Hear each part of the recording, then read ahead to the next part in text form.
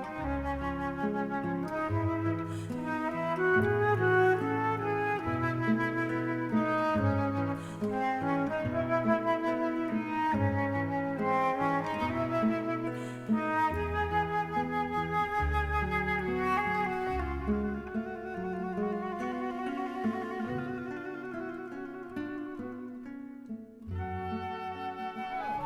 Bobby House. My husband's Terry House, and we've been in agates and rocks since we got married about 25 years ago. My dad wrote a book on fossils when I was 10, so I've been in it a long time. And he and I have developed a love for agates because of the people we've met over the years, and we've been hunting for several years. And what we have here is some compilation of the beautiful ones that we found that we think are very special. The one in the middle, which is gorgeous agate, just all of these came from Lake Superior out here, so they're all local. And these are once-in-a-lifetime finds, and you're supposed to do an agate dance and jump up and down and scream and get everybody's attention so they know you found one. We just love them, and we've developed so many friendships over the years because you never find someone that loves agates that isn't an interesting, beautiful person. That's what we found. And we sort of helped start this show, which is called Rock On, and it's been in existence. I think this is the 8th year, 7th year, 8th year. And we always bring a bunch of things to sell, and we're so diversified. We go into fossils and rocks and agates, and we try to teach as we sell. We also do programs at schools for kids and try to develop interests there. So we have a lot of outlets for teaching people about them. Yeah, he's got some, oh wow. Looks like he drinks Crown Royal too. I don't know what that yellow stuff is in there though. Citrine. No. That'd be What is nice. it called? What'd you say it's called? Citrine. Okay. Oh, citrine. So Citrine is yellow quartz. Okay. Just like you have amethyst in an agate, or smoky quartz. You can have smoky quartz in an agate, and that's gorgeous. You know, usually quartz is a detraction from a nice agate, but if you start having citrine or smoky quartz or amethyst in an agate, the quartz is not a distraction. Like this one, look at this. You know, that's incredible. That's a great stone. This one here, I can't believe it. Well, we have Rock Treasures is the name of my wife and my business, but this is just my friend helping me out over here. So he's got a machine just like this at home. Yeah. So there's nobody better qualified to help me out than him. Besides, he comes up here all the time anyway. So. And right now you're face polishing a rock? Yeah. And I don't know if you can get that real good there like that. Okay. I'm doing this side. Beautiful. And you guys do this for donation only, correct? Yeah. Yeah. The scientists didn't all agree that the continents moved until the early 1970s, and one scientist was studying the connection between South America and Africa.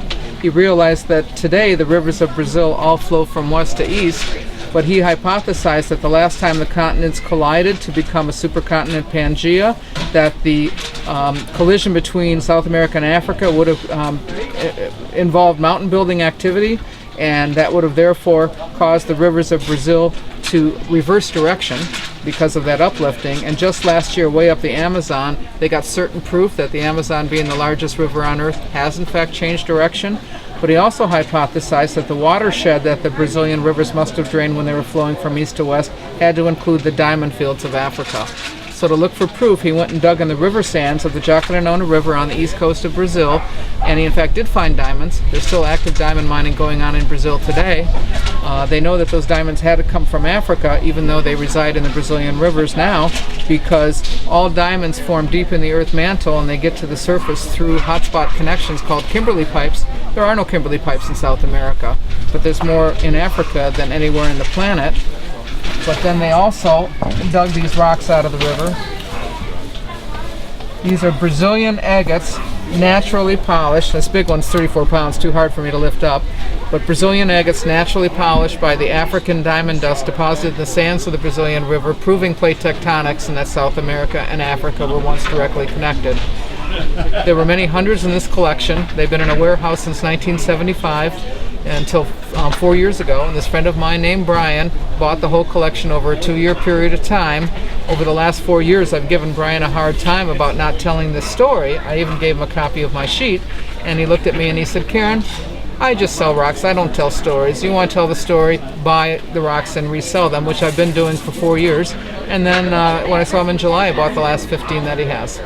But it's been a lot of fun selling these plate tectonic agates, as I call them. I believe that this vesicle pocket, before it filled in, well, of course, all vesicle pockets are first dry, but I think this one remained intermittently dry and stalactites formed, and then later, as the pocket started to fill in, the silica, the chalcedony, replaced the stalactites, and then the agate formed.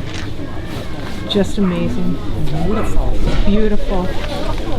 Thank you so much. This is where you can put water bottles in here or extra gear.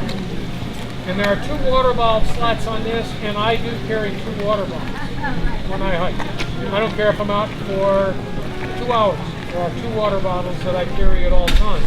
Hi, my name is George Davis. I'm from Grand Rapids, Michigan, and I've been a professional photographer for practically all my life, ever since I was 16, and an amateur archaeologist from about the same period. And over the years, I found hundreds and hundreds of artifacts that were very interesting. And some of the most interesting ones is ones I found in Ada, Michigan. And here's a sample of some of the items that I have found in Ada. And these are from the early French silversmiths in Montreal, Canada. And when the fur traders came down into Michigan, the interior, the wastelands, and the area where they traded with the Indians, as they came by this silversmith's place in Montreal, Canada, they would buy these items from the silversmiths, and then they would haul all these into the interior of Michigan and Wisconsin and down Lake Michigan into Indiana and Ohio, and trade them to the Indians for furs. And then the furs were hauled back in their canoes, birch-back canoes, all the way back into up to Lake Superior and Lake Erie, and into the rivers and back to Spain or France and England, and sell them there. So you can imagine that a round trip of these fur traders really covered a big area. Yeah. Thank you. Thank you. My name is Betsy Lewis, and I live here. Like, not right here at the park, but real close. And the reason I live here is because I wanted to be close to Lake Superior. And I make things out of rocks. I've been an artist for over 60 years, and I've always loved to play, and now I get to play with stones. I love rocks because they're older than me, and I teach rock classes. I use rocks for meditation. I teach people to meditate with rocks.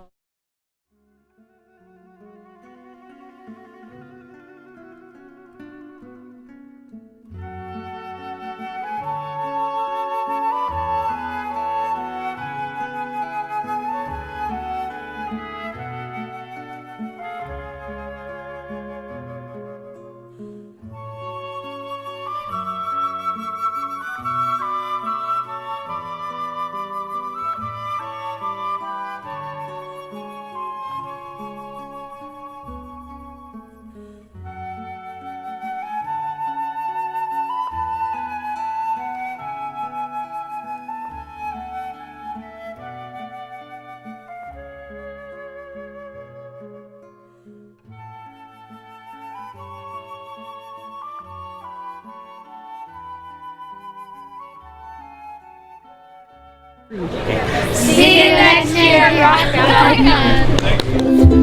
You are my sunshine. my only sunshine. You make me happy when skies are gray. You'll never know, dear, how much I love you. Please don't take my sunshine away.